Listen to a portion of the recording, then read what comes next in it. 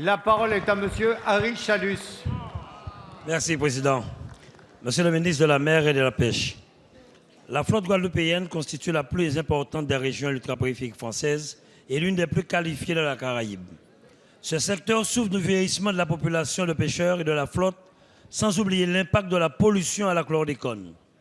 Nous misons considérablement sur l'émergence de la croissance bleue pour contribuer à la souveraineté alimentaire et maintenir, voire renforcer le niveau de l'emploi dans ce secteur que nous considérons stratégique pour notre archipel. Je ne peux donc qu'exprimer ma satisfaction au sujet du plan de pêche élaboré conjointement par l'État, le Conseil régional et départemental et qui permettra de soutenir près de 160 pêcheurs guadeloupéens confrontés depuis des années à la pollution du milieu marin par la chlordécone, à l'extension des zones de restriction de la pêche, à la prolifération des espèces invasives comme les algues sargasses ou le poisson-lion et à la pêche informelle et illégale. Certains pêcheurs renonceront à la pêche commerciale.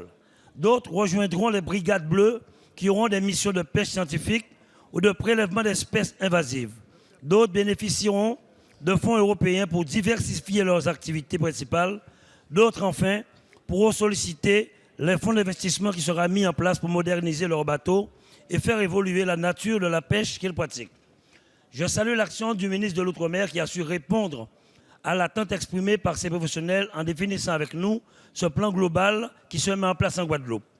Mais je tiens à attirer l'attention sur la situation des matelots qui n'ont pas encore trouvé leur place dans ce plan.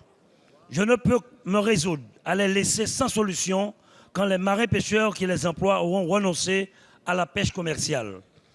Monsieur le ministre, dans un cadre qui nous restera à définir ensemble, la situation de ces matelots pourrait-elle également être traitée par le plan afin qu'ils puissent, eux aussi, intégrer, s'ils le souhaitent, les brigades bleues qui sont en cours de constitution? Merci.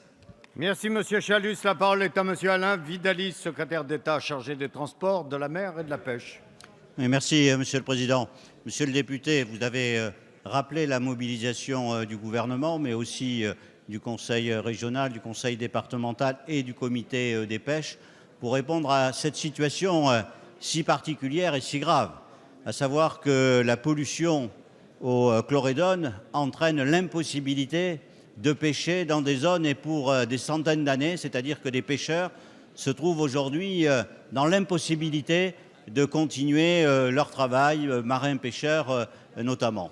Nous avons travaillé ensemble et nous avons trouvé des solutions, vous les avez rappelées à travers ce plan, à savoir d'une part pour les pêcheurs les plus âgés la possibilité, en accord avec les NIM, de partir à la retraite et puis de continuer une petite activité, pour d'autres d'avoir cette activité dans le cadre de ces brigades bleues, c'est-à-dire en réalité une activité qui va aller dans ces zones où la pêche est aujourd'hui interdite, éliminer ces poissons pour qu'il n'y ait pas notamment de contamination de proximité.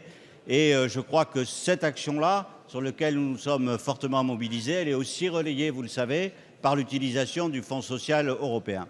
Au résultat, nous avons aujourd'hui une situation qui est, je crois, satisfaisante, mais vous attirez notre attention sur la situation particulière des matelots, c'est-à-dire des salariés de ces bateaux, qui aujourd'hui seraient sans réponse. Je vous dis clairement la volonté du gouvernement, en accord avec vous, de ne laisser personne sur le bord du chemin et de continuer ensemble à travailler pour que chacun ait une solution, y compris ceux sur qui vous avez attiré particulièrement notre attention aujourd'hui. Merci.